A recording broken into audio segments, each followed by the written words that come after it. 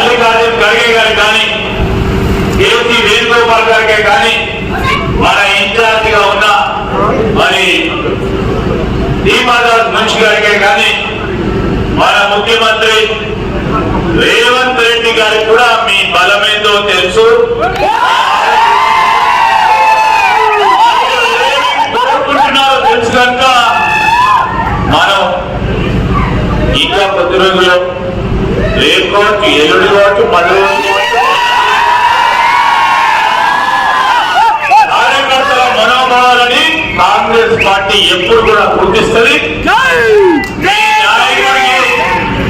నాకు విధమైన స్థానం